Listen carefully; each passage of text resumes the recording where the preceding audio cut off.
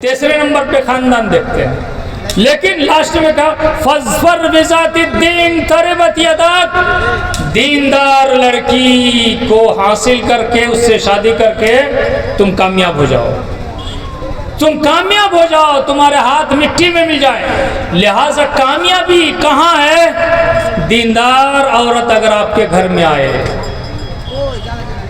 जिला परिषद अताउर रहमान साहब बोल कर गए, शिक्षित लड़की आप अपने घर में लेकर आइए, वो घर के माहौल को बदल देगी, आपके बाल बच्चों के माहौल को भी बदल देगी। लेकिन बहुत अफसोस होता है कि मदरसतुल बनात कटिहार में कम से कम 20 मदरसतुल बनात हैं और हॉस्टल के साथ कम से कम 20 मदरसतुल बनात हैं। बच्चियों को दाखिल करते हैं लोग पढ़ने के लिए और सिर्फ दाखिल करते हैं 95% लोग, 95% लोग इस मकसद से दाखिल करते हैं कि मदरसतुल बनात में ये बच्ची पढ़ रही है, शादी की मार्केट में जल्दी उसका नंबर आ जाएगा, जल्दी उसकी शादी हो जाएगी, जल्दी उसकी शादी हो जाएगी। अगर बोल देंगे हमारी बेटी तो बनात में पढ़ रही है, मौलाना सुल्तान नदवी के बनात में पढ़ रही है, इनाम मदनी के बनात में पढ़ रही है, फला जगह पढ़ रही है, फला जगह जलील मदनी के बनात में पढ़ रही है, बनात में पढ़ रही है। और इस तालीम का, ये मदरसतुल बनात की तालीम का ये असर देखिए दोस्तों, मेरा जो अपना तज्जिया है, मेरा जो अपना तज्जिया है, लड़का दिल्ली में काम करता हो, बिल्डरी का काम करता हो, लेबरी का काम करता हो, मिस्त्री का काम करता हो, कहीं भी कुछ काम करता हो, लेकिन उसको चाहिए कहाँ की लड़की? मदरसतुल बनात की लड़की चाहिए, क्योंकि उसके अंदर ये दिमाग में घुस गया है कि मदरसतुल बनात की लड़की में कोई साइड इफेक्ट नहीं होता। साइड इफेक्ट समझते हैं, इससे उसके साथ लुक्का चुनी नहीं है उसका, उसके यहाँ साइड इफेक्ट नहीं है, इधर उधर नहीं है। आज हर घर इस मोबाइल की वजह से यह परेशानी है दोस्तों, आज हर घर इस मोबाइल की वजह से, हर घर में अगर एक बच्ची 5 साल से बढ़कर चली गई 10 साल तक, तो 10 साल तक उस बच्ची को कंट्रोल करने के लिए 6-7 गार्जियन जरूर होते हैं, लेकिन 6-7 गार्जियन मिलकर भी उस 10 साल और 12 साल की बच्ची को कंट्रोल नहीं कर पाते, नहीं कर पाते हैं। तो कहते हैं कि ला मोहल्ला जिसको ले आके भेज दो, कहाँ? मदरसतुल बनात में रख कर आओ। अरे 1200 रुपया, 1500 रुपया, 1000 रुपया यही तो लगेगा, कम से कम हमारा तो दर्द सर कम होगा। सारा दर्द सर मदरसे वालों का, सारा दर्द सर मदरसे वालों का है। वो लोग देख रेख करेंगे उस बाउंड्री के अंदर, जिस तरह से उसकी रिहाइश और उसकी आराइश और ज़ेबाइश और उसकी तरबियत जो की जाती है, वो तरबियत दोस्तों आप अपने घर में मुमकिन ही नहीं है, आप कर सकते, मुमकिन ही नहीं है जिस तरह से मदरसतुल बनात के आंगन में उसकी तरबियत होती है। लिहाजा दोस्तों घटनाएं कहीं कहीं होती हैं, बहुत कम उसका चर्चा है, लेकिन अच्छाइयों पर नजर रखिए तो जहाँ भी मदरसतुल बनात कायम है, वहाँ के हर घर की बच्ची कुछ ना कुछ पढ़ रही है और पढ़ने के बाद वो आगे बढ़ रही है। और एक चीज़ और कहकर मैं अपनी बात ख़त्म करने जा रहा हूँ कि दोस्तों हम में से हर शख्स की जिम्मेदारी, हर शख्स की जिम्मेदारी है कि वो भलाई का हुक्म दे और बुराई से रोके समाज को। जो भला रास्ता है उसकी तरफ अपने बच्चों को, जिस तरह से आप नहीं चाहेंगे कि आपका बच्चा जहन्नम में जाए, आग में जाए, आप कभी नहीं चाहेंगे, उसी तरह से समाज का बच्चा भी बहक जाए तो आपकी जिम्मेदारी बनती है कि समाज के बच्चा को भी आप रोकें। लिहाजा मन रआ मिनकुम मुनकरन फलयुगय्यिरहु बियदिही, जो भी मुनकर होते देखे, अभी मुखिया जी कहा कर गए ना कि 5 साल 6 साल 7 साल लड़का, 10 साल का लड़का सिगरेट खींच रहा, सिगरेट पी रहा, उसको कौन समझाएगा? उसको कौन रास्ते पर लाएगा? उसको कौन कहेगा कि इस तरह से, इसमें अभी तो सिगरेट की बात है, इसमें कितना खतरनाक नशा ये शेरशाहबादी समाज के अंदर घुस गया है कि एक डोज स्मैक लेने में 250 से 300 रुपया खर्च होता है और नौजवान उसी में डूबा हुआ, नौजवान उसी में डूबा हुआ है।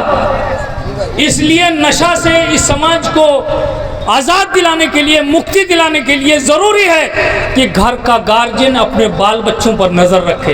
हर शख्स अगर अपने बाल बच्चों पर और उसके आमद रफ्त पर, उसके साथियों पर नज़र रखेगा तो यकीनन अपने बच्चों को वो कंट्रोल कर सकता है। आप अपनी बच्ची पर जितना कंट्रोल करते हैं उससे ज़्यादा आपको बच्चों पर नज़र होनी चाहिए। उसी तरह से दोनों में आपको कोई तफरीक किसी तरह से नहीं करना चाहिए। एक बच्ची की परवरिश जिस तरह से ज़रूरी है, बच्चा की भी तरबियत उसी तरह से ज़रूरी है। उम्मीद के आप लोग दारुल उलूम लिल बनात जगवाटी के इस जलसे से इंशाअल्लाह ये सबक ज़रूर लेकर जाएंगे कि हम बच्चा और बच्चे में कोई तफरीक नहीं करेंगे, दोनों की तालीम और तरबियत की जिम्मेदारी हम लोग निभाएंगे। लेकिन देखा जा रहा है सिर्फ बच्चियां मदरसा में पढ़ने जा रही हैं, हमारे बच्चे बेराह रवी के शिकार हो रहे हैं। अल्लाह तबारक व तआला हमारे बच्चों को कंट्रोल के साथ मदरसों में, स्कूलों में, पाठशालाओं में, कोचिंग सेंटरों में कहीं भी कम से कम पढ़ने के लिए भेजने की तौफीक अता फरमाए, ताकि वो आते जाते रहेंगे तो कुछ ना कुछ सीखेंगे। अगर घर पे बैठे रहेंगे तो कुछ नहीं सीख सकते, एकदम खाली रह जाएगा। और खाली जहन जो है मोबाइल पर है, और मोबाइल पूरा शैतानत का अड्डा है। और शैतान का ये बहुत बड़ी मशीन है, झूठ की भी मशीन है, शैतानी हरकतों की मशीन है। तमाम बुराइयां इस वक्त जो समाज में जन्म ले रही हैं, ये मोबाइल के ज़रिए से 80% बुराइयां जन्म ले, इस मोबाइल के ज़रिए से 80% मोबाइल बुराइयां जन्म ले लें दोस्तों। लिहाजा इस मोबाइल पर भी कंट्रोल कीजिए। और इस मोबाइल पर कंट्रोल आजकल खो रहा है, बच्चा रो रहा है तो दे दो, बच्चा रो रहा, धीरे धीरे उसी पे परवरिश पा रहा, उसी में परवरिश पा रहा है। और जाकर गप करता है कि देखते हैं मेरा बेटा 2 साल का है, मेरा बेटा 3 साल का है, मोबाइल वो हैंडल कर लेता है, चला लेता है। यूट्यूब क्या हो जान रहा है, फेसबुक क्या हो जान रहा है, फला क्या हो जान रहा है। अल्लाह अकबर, इससे खुश होने की बात नहीं है। आपका बेटा ABCD अगर 3 साल का है, ABCD पढ़ना शुरू कर दिया है, अलिफ बा ता सा पढ़ना शुरू कर दिया है, अम्मा पारा पढ़ना शुरू कर दिया है, उर्दू पढ़ना शुरू कर दिया है, हिंदी पढ़ना शुरू कर दिया है, और 5 साल में है स्कूल जाना शुरू कर दिया, तो आप समझिए कि नहीं आपका बच्चा कामयाब है। अगर ऐसा नहीं हो रहा है तो बहुत सारे दौलतमंद हैं, इसी गांव में भी बहुत सारे दौलतमंद हैं जो ये नहीं जान रहे हैं कि मीरास में किसका क्या हक है, ये नहीं जान रहे हैं। औरतें भी ये नहीं जान पा रही हैं कि हमारा हक क्या है, मीरास में हमारा हक क्या है। लड़का का हक अगर डबल है तो लड़की का हक सिंगल है भाई, लड़की का हक सिंगल है माँ बाप के मरने के बाद। और कोई भी औलाद सुन लीजिए, कोई भी औलाद किसी माँ बाप के चीज का हकदार वो उस वक्त नहीं बन सकता, मीरास के हकदार उस वक्त तक नहीं बन सकता जब तक बाप ना मर जाए। बाप की जायदाद है, बाप मर गया उसके बाद उसके बाल बच्चे उसकी जायदाद के हकदार बनते हैं। और इस चीज को भी हम नहीं समझते हैं, बल्कि बाप अगर ज़मीन बेचकर दुकानदारी करना चाहता है, ज़मीन बेचकर कोई बिजनेस करना चाहता है, तो उसके बाद बेटे लोग खड़े हो जाते हैं, हर हिस्सा जो हमारा हिस्सा बेच रहे हो, ये हमारा हिस्सा बेच रहे हो। इस तरह से बहुत हो रहा है भाई। कहाँ आपका हिस्सा आया? आपका बाप मरेगा तब आपका हिस्सा बनेगा। हदीस कुरान पढ़िए, लिर्रिजाल नसीबुन मिम्मा तरकल वालिदान वल अक़रबून वलिन्निसाई नसीबुन मिम्मा तरकल वालिदान वल अक़रबून मिम्मा क़ल्ल मिन्हु औ कथरा नसीबन मफ़रूज़ा। मर्द के लिए भी औरतों के लिए भी उतना ही हिस्सा है।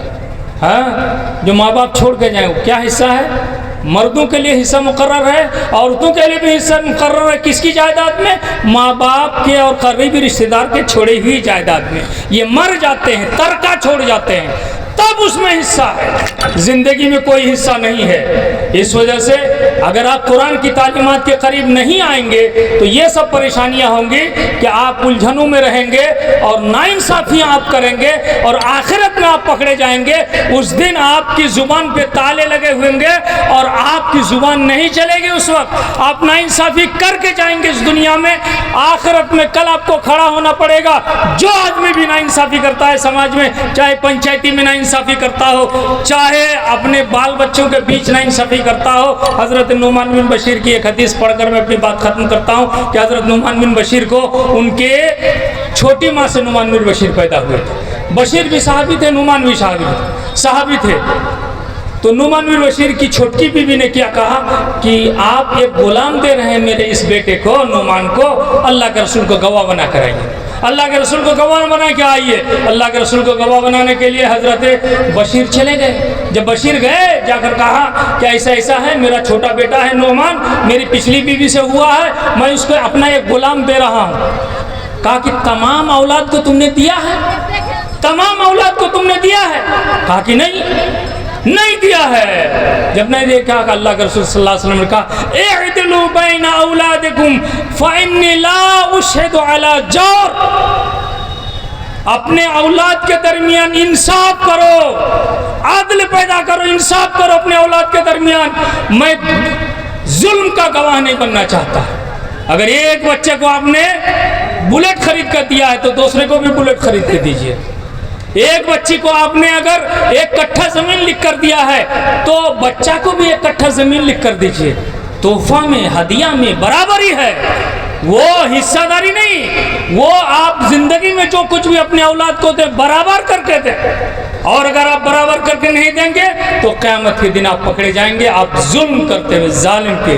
वो जुल्म जुल्मातुन यौमल क़यामा, और जुल्म जो है आखिरत में तारीकी होगी, रोशनी नहीं होगी आपके लिए। लिहाजा आप तारीकी से अपने आप को बचाना चाहते हैं, रोशनी में खुद को नहलाना चाहते हैं, आखिरत में जन्नत पाना चाहते हैं, दुनिया में भी कामयाब और आखिरत में भी कामयाब रहना चाहते हैं। दुनिया की कामयाबी असल कामयाबी नहीं है, आखिरत की कामयाबी असल कामयाबी है। तब आपको ऐसे मौके पर आपको दीनी तालीमात के साथ जुड़ना पड़ेगा, दीन के उलमा के साथ आपको जुड़ना पड़ेगा। उलमाए किराम की कदरदानी कीजिए, गनीमत है उलमाए किराम आपके दरमियान कि आपको दीन की बातें समझाते हैं, सिखाते हैं, आपकी आखिरत को संवारने की बातें करते हैं और कहते हैं आप कि हामी जेटा कोई बेल ले गया आइनू के कुछ कर बेल ले गया हार मन मतन मौलवी साहब को लेना, आपके मन मुताबिक नहीं।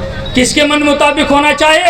रब्बे कायनात के मन मुताबिक होना चाहिए। जवाब कि रब्बे कायनात ने जिस तरह से कहा, रसूल कायनात सल्लल्लाहु अलैहि वसल्लम ने जिस तरह से फैसला किया है उसके मुताबिक आपका अमल होना चाहिए। अगर उस तरह से अमल होता है तो यकीनन आपकी कामयाबी है, नहीं तो आप कामयाब नहीं हो सकते। अल्लाह तबारक व तआला से दुआ है, अल्लाह तबारक व तआला हमें और आपको किताबुल्लाह और सुन्नत रसूल के मुताबिक ज़िंदगी गुजारने की तौफीक अता फरमाए। आमीन या रब्बल आलमीन। अस्सलामु अलैकुम व रहमतुल्लाहि व बरकातुहू। उलमाए किराम की एक लंबी लिस्ट मौजूद है। मौलाना अबुल कलाम सलफी साहब वो आ गए हैं और कई जलसे में मुलाकात नहीं हो पा रही है। मैं